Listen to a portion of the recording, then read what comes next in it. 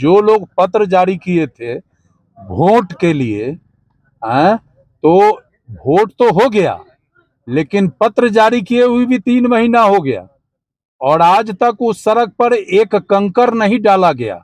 जनता को गुमराह किया है।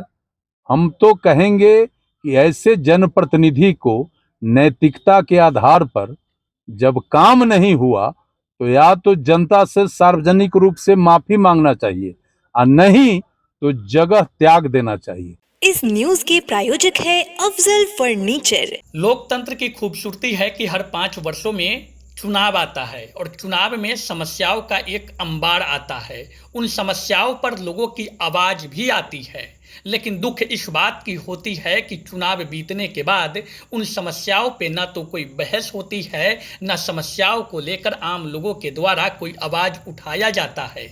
चुनाव खत्म, बातें खत्म और फिर अगले 5 वर्षों का इंतजार होता है। वास्तविकता भी यही है। बेशक इस वास्तविकता को स्वीकारना कठिन है, परंतु सच्चाई से मुंह को नहीं मोड़ा जा सकता है। खैर, पत्रकारिता का मूल धर्म है जनता की आवाज बनना, शासन प्रशासन को समय समय पर आईना दिखाना, समस्याओं पर सवाल करना। दरअसल आपको बता दें कि यह खबर बीते लोकसभा चुनाव की कड़ी को जोड़ती है। आपको ज्ञात हो कि लोकसभा चुनाव बीते अभी 3 महीने हुए हैं। वैशाली संसदीय क्षेत्र से एनडीए की जीत हुई है।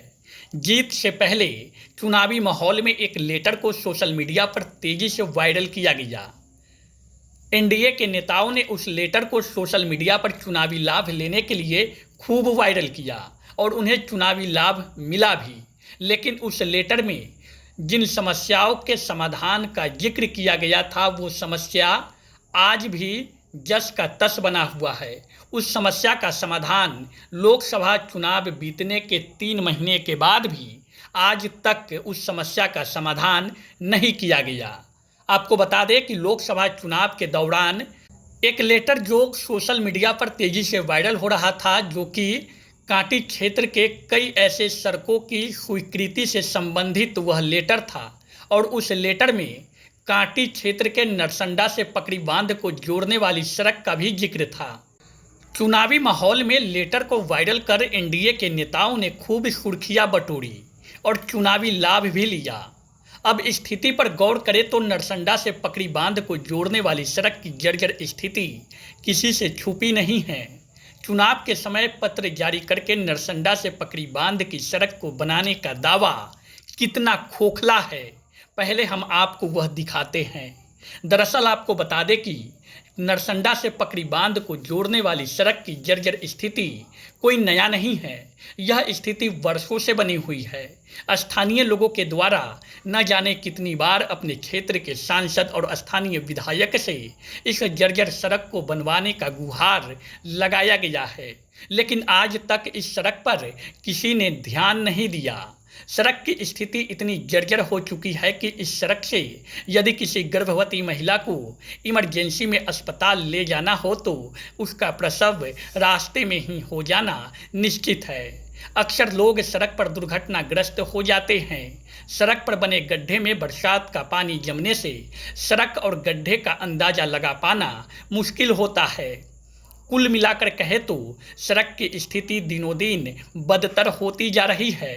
बारिश होने के बाद यहाँ के स्थानीय लोगों के लिए इस सड़क पर चलना दूभर हो जाता है।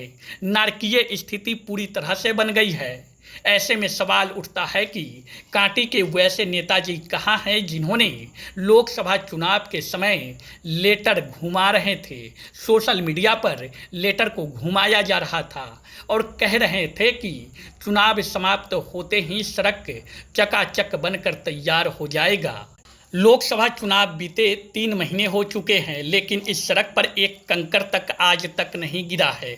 इस संबंध में जब कांटी के पूर्व विधायक व राज्य के पूर्व मंत्री अजीत कुमार से सवाल किया गया तो उन्होंने कहा कि पत्र जारी करने वाले और चुनावी लाभ लेने वाले लोगों को सार्वजनिक रूप से माफ़ी मांगनी चाहिए।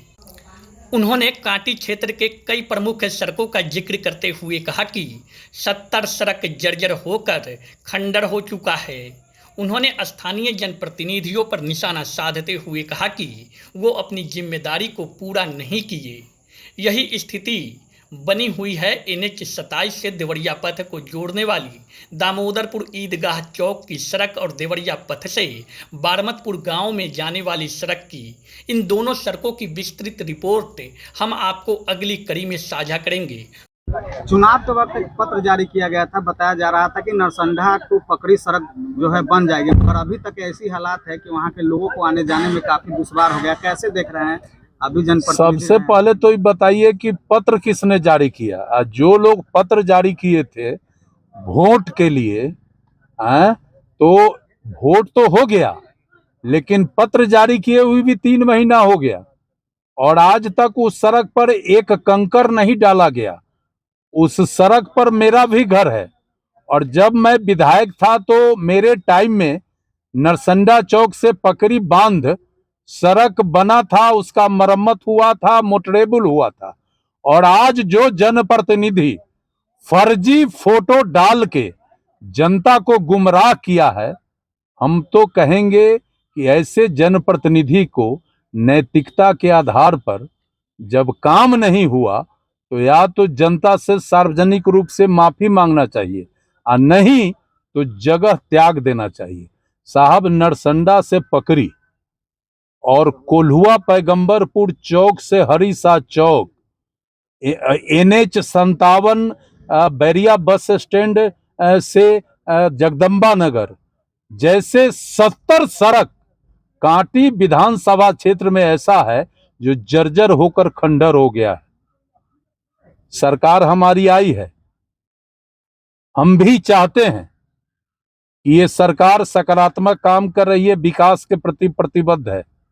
हम भी चाहते हैं कि जो भी जर्जर सड़क है बन जाए, लेकिन जो जनप्रतिनिधि हैं उन्होंने तो अपनी जिम्मेदारी को पूरा नहीं किया।